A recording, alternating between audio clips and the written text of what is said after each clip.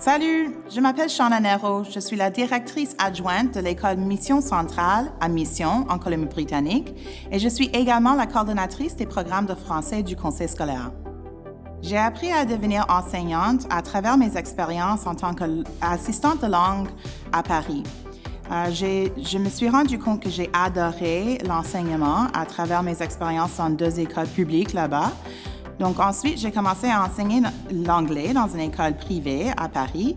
Et puis, je me suis rendu compte que j'avais vraiment besoin de meilleures compétences pour devenir enseignante et pour être enseignante. Donc, je suis revenue au Canada pour faire mon programme d'éducation. Et c'est là vraiment que je savais absolument que je veux être une enseignante dans le programme d'immersion, puisque j'étais ancienne élève du programme et j'ai vécu toutes mes expériences bilingues depuis que j'ai terminé mes études.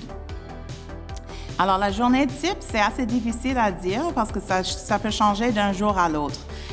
J'étais enseignante de français langue, sciences humaines et français de base dans une école secondaire à Surrey. Donc, j'ai enseigné 4 cours par jour et on pourrait arriver à avoir plein de différentes expériences à travers les expériences des élèves, puis surtout selon les identités culturelles des élèves, etc.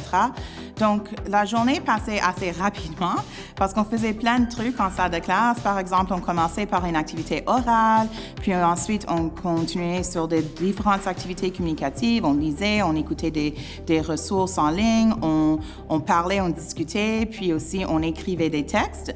Et puis, ma salle de classe était toujours pleine d'élèves pendant l'heure du lunch et puis aussi après l'école avec les élèves d'immersion parce qu'on avait vraiment une belle communauté d'apprenants dans ma salle de classe. Qu'est-ce que j'aime le plus d'être enseignante et éducatrice en immersion?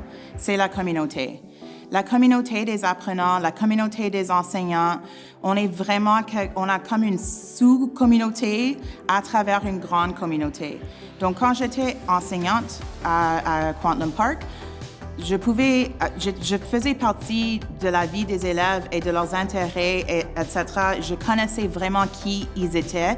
Je pouvais voir leur développement à partir de la 8e année jusqu'à la 12e année. J'écrivais plein de lettres de recommandation pour eux, pour leur futur et leur avenir. Et puis maintenant, en étant administratrice dans une école d'immersion au niveau élémentaire, c'est comme si nous avons une petite sous-communauté à l'école où les élèves peuvent me parler dans une autre langue, ils peuvent tous me parler en français.